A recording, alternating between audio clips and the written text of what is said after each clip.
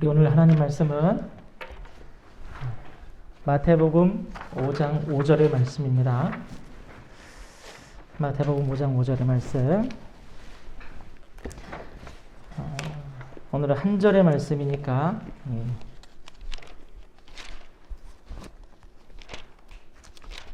마태복음 5장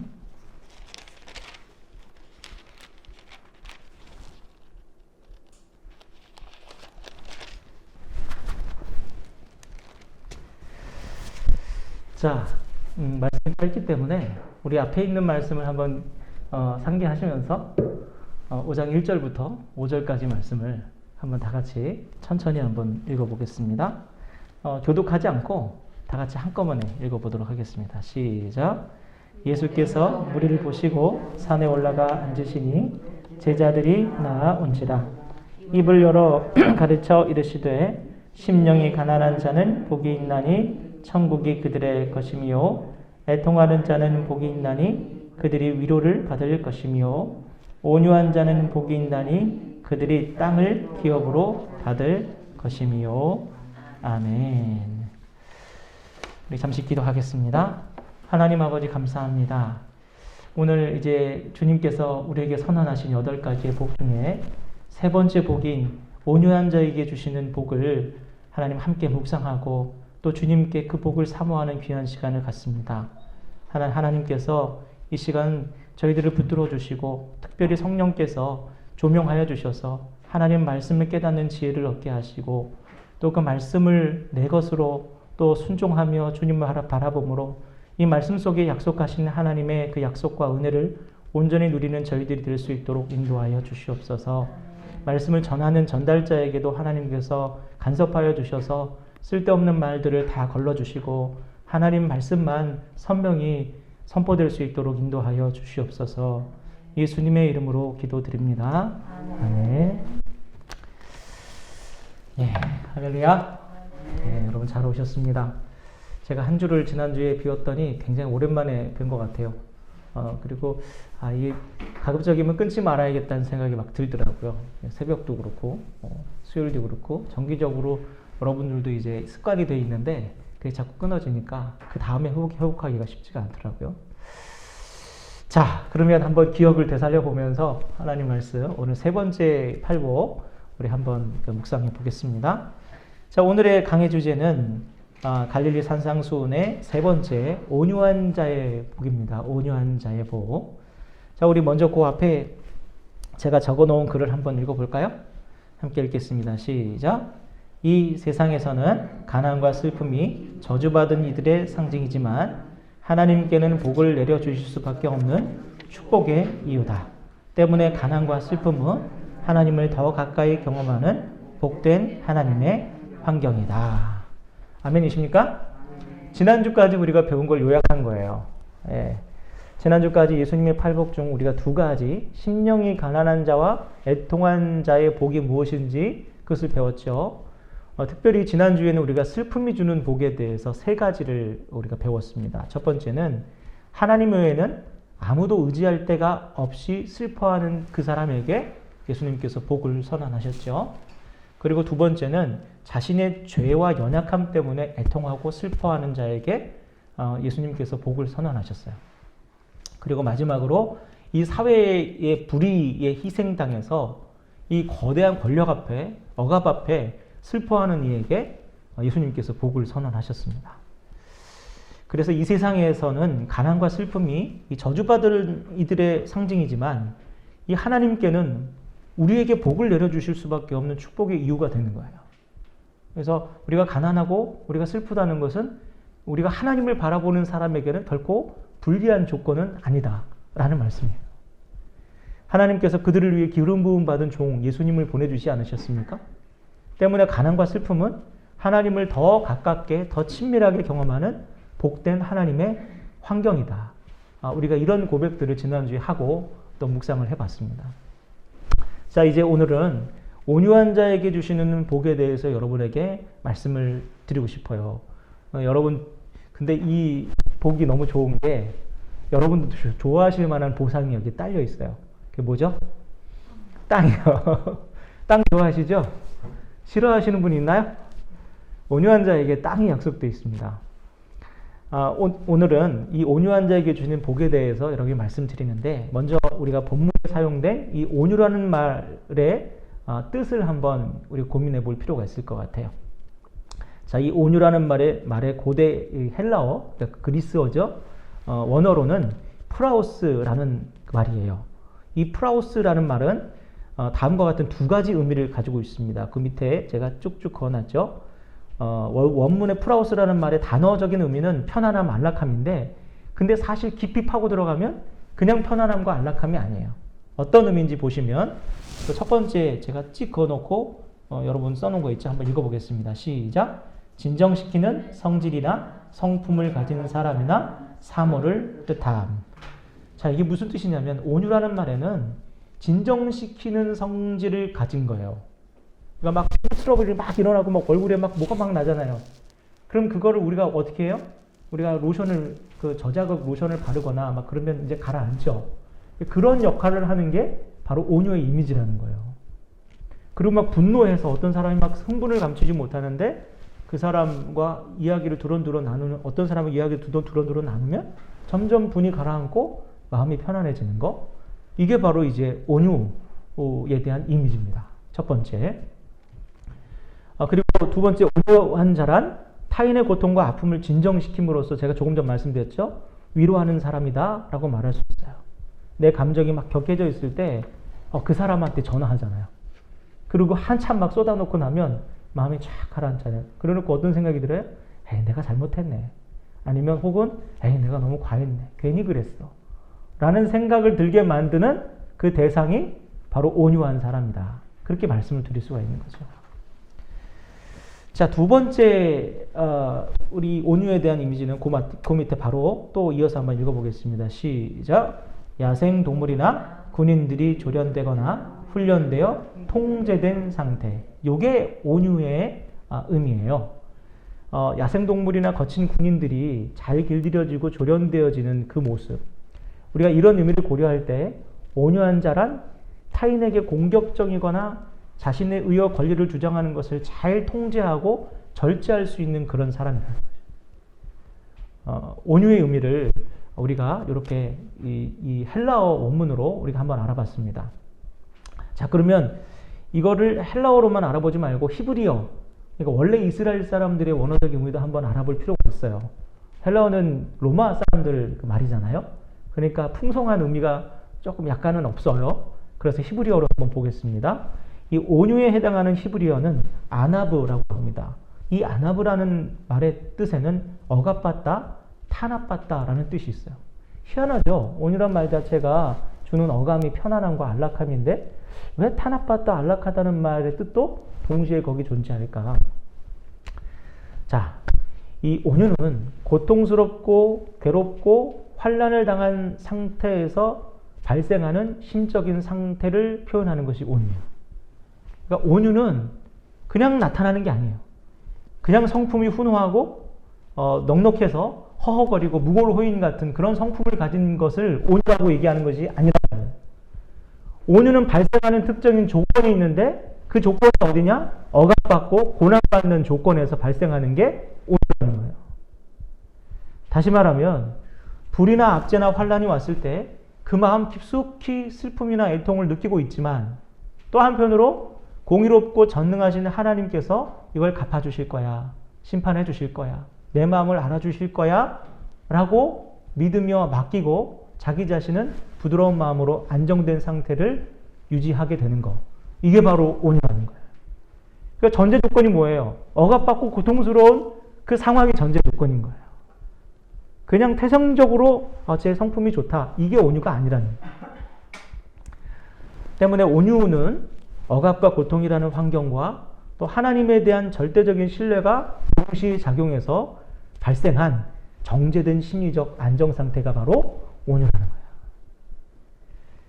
거예요. 여러분 진주 아시죠? 이 진주가 어떻게 생겨나는지 아시나요? 들어보신 분들 계실 거예요. 조개가 그 안에 이제 뭐 모래 같은 게 이게 들어오면 따갑잖아요. 아프잖아요. 그러면 분비물을 막 이렇게 내요. 그럼 그 분비물을 이제 조개의 눈물이라고 하거든요. 그 조개의 눈물과 이 모래 같은 그런 이물질과 그게 이제 합쳐져서 결정을 이룹니다. 그게 바로 진주예요. 조개의 눈물 같은 것, 고통의 열매 같은 거죠. 바로 이것이 온유의 의미라는 거예요.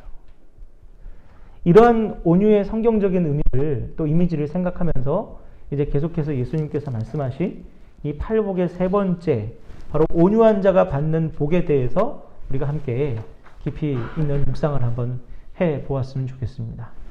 특별히 제가 여기서 여러분에게 사자성어를 여기 제시했어요. 은인자중. 제가 되게 좋아하는 말이거든요.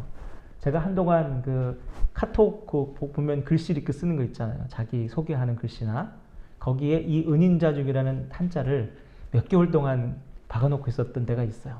그게 너무 힘들었거든요. 이 뜻을 보세요. 뭐라고 되어 있나요? 마음속으로 참고 견디며 몸가짐을 조심함. 이것이 바로 온유라는 거예요. 간절히 온유를 사모했어요. 너무 힘들었기 때문에 거기에 일희일비하지 않고 혹은 벌컥 화를 내거나 통제력을 잃는 그 상태가 되지 않기 위해서 하나님 붙들고 하나님 신뢰하며 하나님께서 길을 열어주시겠지. 하나님께서 선하게 인도하시겠지. 라고 참고 견뎌내고 몸가짐을 바로 하고 말을 바로 하려고 애쓰는 그 상태가 바로 은인자중이고 바로 온유의 모습이라는 거죠. 여러분, 온유는 그냥 하늘에서 떨어지는 게 아니고 바로 이렇게 고통 속에서 하나님을 신뢰하는 가운데 발생하는 것이 바로 온유다. 여러분, 이것을 기억하시고 우리 계속해서 말씀을 한번 묵상해 보겠습니다. 자, 우선 먼저 온유한 자가 받는 그런 복은 무엇인가 우리 함께 살펴볼까요? 오늘 본문 말씀 5장 5절 말씀 함께 다 같이 읽어보겠습니다. 함께 읽겠습니다. 온유한 자는 복이 있나니 그들이 땅을 기업으로 받을 것이며. 아멘. 기분 좋아요, 언제나. 땅을 기업으로 받는다라는 말이. 예수님은 온유한 자는 이 땅을 기업으로 받는 복을 받는다. 이 복을 선언하셨어요. 제가 축복문이라고 그랬잖아요. 그러니까 온유해지는 것이 아니라 이미 온유한 자에게 주시는 축복문이다. 자, 이 말씀은 예수님께서 그냥 즉흥적으로 해주신 말씀이 아니고 시편 37편 11절의 축복의 말씀을 예수님께서 인용하셔서 백성들을 축복하신 거예요. 그 말씀이 어떻게 되어 있냐면 그러나 온유한 자들은 땅을 차지하며 풍성한 화평으로 즐거워하리로다. 시편 37편 11절 말씀이에요. 그게. 자, 예수님께서 그와 같이 이 온유한 자에게 땅의 복을 선언하셨습니다. 이 땅을 헬라어 원문으로 개라고 합니다. 개. 그냥 멍멍이 개라는 그 발음보다는 그 땅에 기어다니는 개라는 그런 발음이에요. 이것은 이 땅은 삶을 가능하게 하는 터전이라고 해석하면 되겠습니다. 그냥 물리적인 땅이라기보다 그 사람이 살아갈 터전. 하나님께서 이스라엘 백성들에게 가나안 땅을 그들의 터전으로 약속해 주셨잖아요. 그리고 주님께서 새 하늘과 더불어서 모든 믿는 자에게 새로운 땅, 새 예루살렘을 약속하시지 않았습니까? 그러니까 이 땅에서든 주님의 나라에서든 이 터전을 살 곳을 약속받는다는 것은 우리 성도에게 있어서 가장 큰 축복이고 하나님께로 받을 수 있는 가장 영광스러운 은혜라는 거죠. 제가 이 서화중앙교회 청빙되기 한 반년? 몇 달 전에 저희 처가에서 갑자기 그런 말씀을 하셨어요. 장인어른이 너희 은퇴하고 나서 나중에 살 집이 없어서 어떡하냐 되게 걱정을 해주셨어요. 그러더니 얼마 안 있어서 장인어른이 원주의 작은 아파트를 살 수 있도록 이렇게 도움을 주셨어요. 너무 감사했죠. 그러면서 우리 장인어른께서 한마디 격려를 해주시는데 너무 뭉클했어요. 뭐라고 말씀하셨냐면 야야 너희들이 참 복되다. 착하고 너그럽게 그동안 너희들이 살아와서 그래서 너희들이 참 복된 것 같다. 그렇게 말씀해 주시는데 그 십수년의 그 시간들이 막 머릿속에 막 스쳐가면서 막 눈물이 막 나는 거예요. 너무 감사하기도 하고 제가 당시 담임 목회자를 구하며 기도하고 있는 와중에 은퇴 후 살 집을 하나님께서 이렇게 제게 이렇게 선물해 주시는 것을 제가 보면서 제 선택의 폭이 넓어지는 것을 경험했어요. 그래서 하나님께서 어디로 나를 부르시든 간에 이제 이런저런 생각하지 않고 주저하지 않고 바로 어디든 가겠다 라는 그런 결단을 하게 되더라고요. 그러면서 하나님께서 이게 내게 허락하신 은혜구나, 복이구나 라는 것을 깨달았습니다. 성도 여러분, 주님께서 말씀하신 이 땅은 단지 물리적인 공간만을 말하지 않는다는 것, 여러분 다시 한번 제가 말씀드릴게요. 바로 그가 왕성하게 활동할 수 있는 삶의 지경, 삶의 터전을 바로 이 땅이라고 얘기합니다. 그런데 그 땅을 어떤 사람에게 주신다고요? 온유한 사람에게 주신다. 최근에 기업이나 회사가 바라는 신입사원들의 그 모습이 한 두 가지가 있다고 신문에서 제가 봤어요. 첫 번째는 여러 아픔과 실패의 경험이 있는 그런 젊은이들을 원한대요. 그리고 두 번째는 어떤 상황이나 분위기에서도 그때그때 잘 적응해내는 적응력을 가진 사람, 그런 사람을 기업에서 원한답니다. 그런데 안타깝게도 요즘 젊은이들의 모습과는 좀 거리가 멀죠. 그런 젊은이들이 흔치가 않아요. 소위 MZ라고 하는 요즘 젊은이들은 우리 어른들의 시각으로 볼 때는 되게 별종 같은 느낌이 들 정도로. 일본의 젊은이들이 여러분 대기업에 들어가서 한 달 내에 퇴직하는 퇴직률이 70%가 넘는데요. 그러니까 들어가서 몇 주도 못 버티고 그냥 나오는 거예요. 나 돈 줘도 싫어. 우리나라도 그와 비슷하게 따라가고 있다는 얘기가 있습니다. 조만간 이제 인구절벽이라는 걸 만나면서 대기업들이 사람 구하기가 어렵고 또 사람 중에서도 좀 이렇게 인재라고 할 만한 사람을 구하는 것이 어려워질 것이다. 그렇게 얘기를 많이 해요. 기업들은 이 처절한 실패와 상처를 잘 진정시키고 극복한 사람, 그리고 또 자기 의와 주장을 내세우면서 막 사람들하고 좌충우돌하는 그런 사람 말고 회사의 업무의 특성에 맞게 자기 자신을 잘 컨트롤하고 조절할 수 있는, 통제할 수 있는 사람을 많이 선호합니다. 많이 들어봤죠? 이게 어떤 사람이에요? 온유한 성품을 가진 사람. 그래서 많은 학자들이 앞으로 미래의 경쟁력은 점수가 아니라 성품이 될 것이다 라고 그렇게 내다보고 있어요. 때문에 온유한 자는 자신이 살아갈 삶의 터전을 얻게 될 것이다. 그 지경이 점점 더 넓어질 것이다. 여러분, 이 진리를 여러분과 여러분의 자녀들에게 좀 깨우치게 했으면 좋겠어요. 야야, 앞으로는 점수가 아니라 인성이고 성품이다. 좀 알려주세요. 그러나 반대로 이 온유하지 못한 이들은 늘 포지션이 불안정합니다. 그가 설 땅이 마땅치가 않아요. 왜냐하면 온유함은 이 세상에서 그를 신실한 사람으로, 또 믿을 만한 사람으로 인식하게 만들기 때문이야. 제가 참 애가 괜찮다. 참 애가 잘 버티고 잘 견디고 또 어려운 중에서도 뭐랄까 소화를 잘 하는구나. 자주 투덜대고 불평하고 자신이 왜 이 자리에서 이걸 하고 있어야 되는지 늘 회의하고 막 그러는 사람들은 바라보는 이들에게 언제든 쟤 떠날 사람이다. 이런 느낌을 준단 말이에요. 그래서 그에게는 정착할 땅이 주어지지 않습니다. 제가 아는 집사님 자녀가 있는데 이 자녀가 공부를 굉장히 잘해요. 그래서 어디 공사나 어디 무슨 시험 회계사 이런 거 좀 굵직굵직한 시험에 보기만 하면 척척 붙는 거예요. 그래서 회사들 잘 가요. 공사급으로 막 가요. 근데 희한하게 들어가서 몇 개월 못 버티고 또 다시 공부한다고 또 나와요. 공부하면 또 붙어서 또 갑니다. 그리고 또 1년도 못 버텨요. 근데 어떻게 철썩철썩 갈 때마다 잘 붙더라고요. 그런데 언제까지 그럴 수 있겠어요? 나이가 차고 그러면 언제까지 그렇게 할 수 있겠냐고요. 미래가 굉장히 불안정하지 않겠습니까?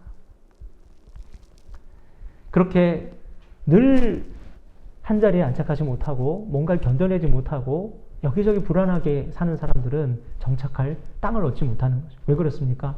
온유한 모습이 아니기 때문에요. 자, 우리가 또 둘째로 우리가 함께 깨달아야 될 부분은, 우리가 온유함에 대해서 알아야 할 또 한 가지 중요한 점은 바로 보세요. 나는 마음이 온유하고 겸손하니 내게 배우라. 예수님께서 이 말씀을 하셨는데, 온유한 자가 이 세상에서는 잠시 동안 실패한 듯 보일 수 있습니다. 왜 그러냐면 예수님 보세요. 예수님이 역사적으로 실패한 분이에요. 그렇지 않습니까? 그 놀라운 능력을 가지고도 자신을 증명하지 못하고 모함을 받고 무기력하게 반역죄로 사형을 당하는 수치를 당하신 게 예수님이에요. 그러나 지금 온 인류가 예수님을 어떻게 평가하고 있습니까? 실패한 사람이라고 여기지 않습니다. 왜 그렇습니까? 바로 그분이 가진 온유함 때문이에요. 마태복음 11장 29절을 보면 예수님께서 그렇게 말씀하시죠. 나는 마음이 겸손하고 온유하니 너희는 내게 배우라. 예전에 제가 이 말씀을 읽을 때마다 조금 그랬어요. 예수님도 좀 자기애가 강하시다. 이렇게 제자들 앞에서 자기 자랑을 이렇게 하시나 라는 생각을 했었거든요. 그런데 사실 그것은 예수님께서 자기의 온유함을 과시하기 위함이 아니었어요. 자신이 왜 그렇게 온유한 삶을 살고 있는지에 대한 그 이유를 밝히신 거예요. 여러분 이사야서 42장 2절에서 4절 말씀을 한번 제가 보여드릴게요. 한번 읽어보겠습니다. 함께 읽어볼까요? 시작. 그는 외치지 아니하며 목소리를 높이지 아니하며 그 소리를 거리에 들리게 하지 아니하며 상한 갈대를 꺾지 아니하며 꺼져가는 등불을 끄지 아니하고 진실로 정의를 시행할 것이며 그는 쇠하지 아니하며 낙담하지 아니하고 세상에 정의를 세우기에 이르리니 섬들이 그 교훈을 앙망하리라. 아멘. 자 보세요. 계속해서 보세요. 여러분이 읽으신 이 모습이 제가 여태껏 설명드린 그 온유의 모습이랑 계속해서 일치하고 부합하죠. 이것을 딱 한 말로 줄이면 온유가 되는 겁니다. 그래서 섬들이 그 교훈을 앙망하리라. 모든 민족, 모든 백성들이 이 온유하신 예수님의 성품을 배울 것이라는 거예요. 그러니까 예수님께서 자기 자랑을 하시기 위해서가 아니라 바로 이사야 선지자가 예언한 하나님께서 보내실 자, 메시아, 그가 바로 자기 자신이다라는 것을 이 말씀을 통해서 간접적으로 또 드러내신 거예요. 따라서 여러분, 이 온유는 메시아인 예수 그리스도의 사명이기도 해요.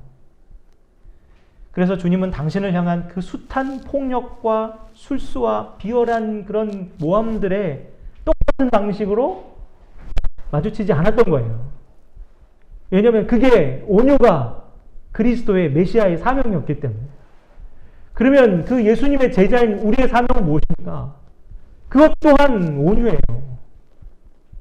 우리는 지금 이사야가 밝힌 그 예수님의 그 온유한 삶을 그대로 복사해서 살아나가야 될 사명이 있고 책무가 있는 겁니다.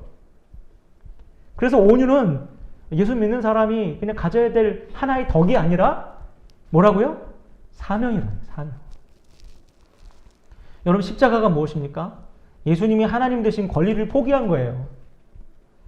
예수님께서 유다의 배신으로 잡혀갈 때 제자 중 하나가 칼을 빼들어가지고 그 대제사장 종의 귀를 잘라버렸어요. 그때 예수님께서 그런 말씀 하셨죠. 너는 내가 내 아버지께 구하여 지금 12군단 더 되는 천사를 보내시게 할 수 없는 줄 아느냐. 내가 힘이 없어서 당하는 줄 아느냐. 그가 아니라는 거예요. 하나님의 아들이 자기의 권리를 포기함으로 죄의 종된 사람들의 권리를 맞받고 오신 거란 말이에요. 나의 왕됨을 포기함으로 저 사람들을 데리고 온 거예요. 새 하늘과 새 땅의 주인이 되시는 권리를 십자가를 통해서 회복하시고 가져오신 거예요. 여러분 이게 바로 온유함이에요. 우리 성도가요. 자신의 권리를 일일이 다 주장해 가면서 나는 하나도 잃지 않겠다. 나는 억울하지 못하겠다 하면서 살아가면 결코 하나님의 역사가 일어나지 않아요. 새 하늘 새 땅이 열리지가 않습니다. 영국의 위대한 신학자 중에 한 사람인 스티브 닐 감독이라는 사람이 있었습니다. 이분이 젊은 날 인도에서 선교사로 20년간을 봉사를 했어요. 낯설고 물서른 인도 땅에 건너간 영국의 선교사들이 처음에는 원주민들로부터 좋은 대접을 못 받았습니다. 왜 그랬겠습니까? 인도는 영국의 식민지예요. 아니 일본 선교사가 우리나라 들어와서 막 선교하고 다니면 여러분 쉽겠어요? 인도인들에게 이 선교사도 역시 자신들을 식민 지배하는 영국인들이었기 때문에 여러 모양으로 이 선교사들과 가족들을 시험하고 괴롭혔어요. 그리고 그때마다 이 선교사들이 어떻게 했냐면 이런 문제들을 법정에 가서 호소함으로 이 문제를 이 합법적인 선에서 해결한 거예요. 그들의 행동에 아무런 문제가 없었죠. 그리고 그 결과로 당장 괴로움과 고통을 면하고 편안하게 살 수는 있었어요. 그런데 어떤 일이 벌어졌을까요? 전도가 안 되는 거예요. 무려 그 마을에 선교사가 파송되고 60년 동안 단 한 명의 원주민도 예수님께 돌아오지 않았습니다.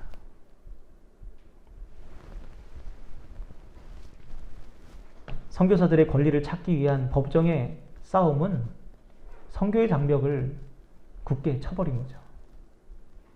성도 여러분, 이처럼 그리스도인들이 이 세상에서 자신들의 권리를 다 찾아먹고 다 누리고 억울한 일 안 당하려고 하고 속상하지 않으려고 하고 억압받고 고통받는 거 견딜 수 없어 하면 온유가 나타나지 않는 거예요. 그리고 온유가 나타나지 않으니까 땅도 터전도 지경도 넓어지지 않는 거예요. 온유함을 포기하면 믿지 않는 가족들, 또 친구들, 또 동료들, 또 우리의 원수 대적자들이 그리스도께 돌아올 방법이 없는 거예요. 그래서 온유는 사명인 겁니다.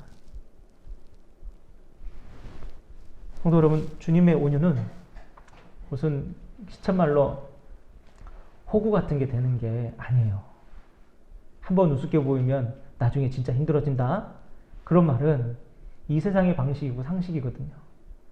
그것으로 당장은 내 권리를 찾는 것 같이 보이지만 주님께서 궁극적으로 우리에게 약속하신 그 땅, 하나님 나라에 닿을 수 없다는 것을 우리는 기억해야 됩니다. 그러기에 온유는 사명이에요. 가지면 좋은 게 아니고. 자, 나는 마음이 온유하고 겸손하니 내게 배우라. 이것은 예수님께서 우리에게 주시는, 제자로서 주시는 명령이다. 사명이다. 여러분 기억하시고 이 사명 온전히 감당하게 되시는 여러분 되기를 주님의 이름으로 축원합니다. 자, 마지막으로 자 3번을 보시면, 2번에 3번을 보시면 온유는 신의 성품이자 선물이다. 우리 이것을 한번 다 같이 읽어볼까요? 시작. 온유는 신의 성품이자 선물이다. 여러분, 그래요. 이 온유함은 거룩한 신의 성품이에요. 왜 그럴까요? 성령의 열매 중에 하나가 온유이기 때문에. 성령 하나님이 가지고 계시는 특성 중에 하나가 바로 온유란 말이에요. 그것도 땅이라는 보상이 있는 열매, 유일한 보상이 있어요. 이 땅이라는 보상이 있는 게 바로 성령의 열매, 이 온유입니다. 자, 우리 말씀을 한번 볼까요? 제가 보여드리겠습니다. 한번 보여주세요. 말씀. 마태복음, 아니, 갈라디아서. 없나요? 예. 갈라디아서 5장 22절, 23절 시작. 오직 성령의 열매는 사랑과 희락과 화평과 오래 참음과 자비와 양성과 충성과 온유와 절제니 이 같은 것을 금지할 법이 없느니라. 아멘. 우리가 성령의 열매를 보다 보면 온유와 절제가 맨 꼴찌로 있어요. 그러다 보니까 앞에 거는 사랑과 희락과 화평을 막 귀에 막 쏙쏙 들어오는데 온유와 절제는 맨 끝에 있으니까 이건 좀 덜 중요한 것이라고 생각을 하게 되는 경우가 있어요. 그런데 우리 성도가 신앙생활하기에 가장 필요하고 가장 실질적으로 요구되는 것은 뭐다? 온유와 절제예요. 온유와 절제예요. 여러분, 성질내서, 여러분이 짜증내서 좋은 결과를 보신 적 있나요? 별로 없죠. 저도 늘 후회만 했던 것 같아요. 그때 좀 내가 좀 참을걸. 그로 인해 망가진 관계, 또 서로 주고받은 상처, 어떻게 그거 회복해야 될지 모를 그 막막함, 한순간의 분풀이와 짜증의 결과로 인해서 그 열매가 참으로 파괴적이었던 거예요. 저는 속은 시원했을지 모르지만 그대로 이게 감당이 안 되잖아요. 사탄과 어둠의 영, 악한 영들의 열매는 여러분 이렇게 늘 파괴적이에요. 성령의 열매와 달리. 우리 삶에 때때로 회복하기 힘든 파괴적인 열매가 자꾸 나타나는 것은 바로 우리가 순간순간 악한 영에 복종하고 통제당한 결과라는 거예요. 성령에 통제당해야 되는데 악한 영에 자꾸 통제당하는 거예요. 그래서 갈라디아서 5장 16절 말씀에서 사도 바울이 또 이런 얘기를 합니다. 보여주시죠. 함께 읽겠습니다. 시작.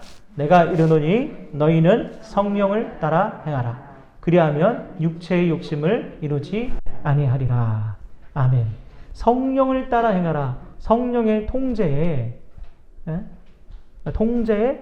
따르라는 거예요.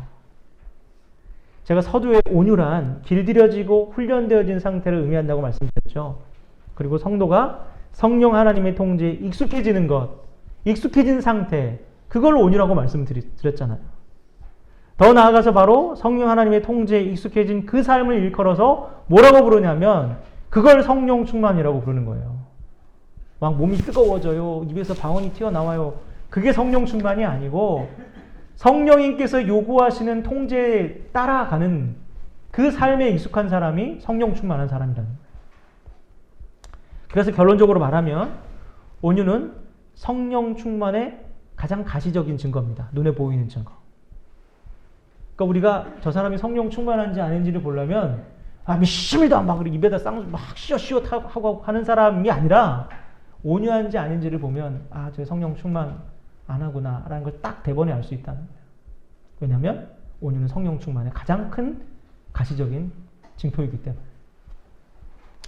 불쾌한 기분과 짜증과 가시돋친 말과 조급함과 포용력이 없어 보이는 그 모습은 바로 성령 하나님의 통제에 익숙하지 못한, 즉 온유의 열매를 맺지 못한 사람의 전형적인 외적인 모습이라는 거예요.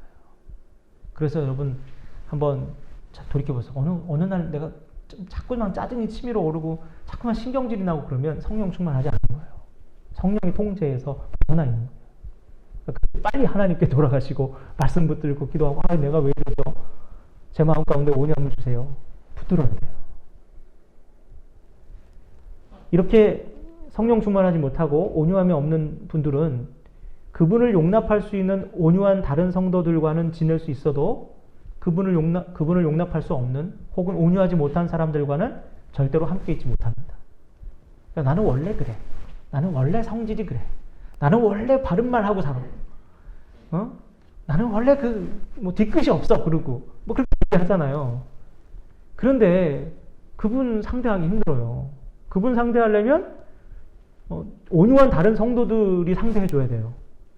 이해해줘야 돼요. 자, 이를 주님께서 꼬집어서 말씀하셨어요. 뭐라고 말씀하셨냐면 마태복음 5장 이 팔복이 있는 그 장에 그 뒷부분에 뭐라고 말씀하시냐면 너희가 너희를 사랑하는 사람을 사랑하면 무슨 상이 있으리요? 이렇게 말씀하셔요. 이게 뭐냐면 온유하지 못한 사람의 특징은 자기를 받아주거나 익숙한 사람만 사랑한다는 거예요. 그러니까 원수가 사랑 안 되지는 이유가, 또 껄끄러운 사람이 사랑 안 되지는 이유가, 또 나한테 좀 티격태격하는 사람이 잘 품어지지 안 되는 이유가 바로 그 사람에게 있는 것이 아니라 나에게 있는 거예요. 내 온유함이 없기 때문이라는 거예요. 그리고 이 산상수훈의 결론 부분에 원수를 사랑하라는 말씀이 있잖아요. 그 결론의 끝부분에 있는 거예요. 원수를 사랑하는 것은 이 온유함이 없이는 꿈도 꿀 수 없는 거죠. 그리고 그런 삶에는 또 주님께서 말씀하신 상급이 없어요. 땅의 상급이 없습니다. 온유함이 없는데 무슨 땅의 약속을 받을 수 있겠어요? 사랑하는 여러분, 우리 서화중앙교회도요, 땅이 필요해요. 옆집, 뒷집 이렇게 사가지고 건물 지으려고 땅이 필요한 게 아니고 지경이 넓어져야 돼요. 그러기 위해서 필요한 게 뭐냐면 다른 그 어떤 것보다도 성령 하나님의 통제 아래에 있는 온유함이 있는 사람들이 우리 안에 있어요. 스폰지 같은 사람, 다 포용하는 사람, 받아줄 수 있는 사람, 수용할 수 있는 사람, 그 사람들이 우리 가운데 10%만 있어도 여러분 부들부들해, 소프트해지는 거예요. 저 교회 가면 사람들이 다 좋아. 그 10% 때문에 느낀다니까요. 그 온유함이 있어야 돼요. 억압과 비난과 고통과 억울함을 하나님의 신실하신 뜻을 의지하면서 은인자정하게 해가면서 계속해서 견뎌가는 사람. 이 온유함이 없으면 우리 교회가 잠깐 부흥했다가 또 잠깐 막 사람들이 몰려들었다가도 어느새 흩어져요. 그렇지 않습니까? 한두 명 이렇게 또 신경전하고 너 누구 한마디 또 했는데 상처받았느니 어쩌느니 그러면서 어느 순간 그 많던 사람들이 싹 빠져나가 있어요. 왜 그래요? 온유함이 없어서요. 온유함은 땅을, 지경을 넓혀줘요. 많은 사람들을 친구로 만들어요. 진정한 하나님 나라는 바로 이 온유함 위에 임하신다는 것. 우리가 그것을 기억해야 돼요. 그 땅은 하나님 나라를 말하는 거예요. 하나님 나라. 하나님 나라는 온유함 위에 임하십니다. 여러분 믿으십니까? 이 사실을 기억하시고 오늘도 성령 하나님의 인도하심에 순종하면서 온유의 열매들을 맺으시는 저 여러분 되기를 주님의 이름으로 간절히 축원합니다. 우리 마지막 구속사적 의미를 우리 함께 읽어보면서 오늘 모든 강의를 마치도록 하겠습니다. 우리 함께 읽어볼까요? 온유란 불이나 압제나 환난이 왔을 때 그 마음 깊숙이 슬픔이나 애통을 느끼지만 공의롭고 전능하신 하나님께 심판해 주실 것을 맡기고 자기 자신은 부드러운 마음으로 안정된 상태를 잃지 않는 심적 안정을 가리킨다.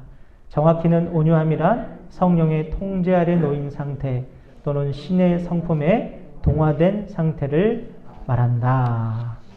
아멘. 여러분 기억하시고 이것을 머릿속에 딱 박아 놓으세요. 온유는 그냥 오늘 좋은 일이 생겨서 내 마음이 편해지는 게 아니다. 너그러워지는 게 아니다. 곳간에서 인심난다라는 말처럼 내가 편해서 생겨나는 남에게 대한 호의가 온유가 아니라는 것. 오히려 불편하고 괴롭고 힘들지만 그 가운데에서 하나님 신뢰하고 의지함으로 생겨나는 심적 안정 상태. 진짜 내 마음에 주시는 하나님의 평안이 바로 온유다. 여러분 그걸 기억하시고 그러한 온유함을 통해서 땅을 얻어가시고 여러분 지경을 넓혀가시는 그런 복된 삶 하루하루 이뤄가시는 여러분 되게 다시 한번 축복합니다. 네, 우리 기도하겠습니다.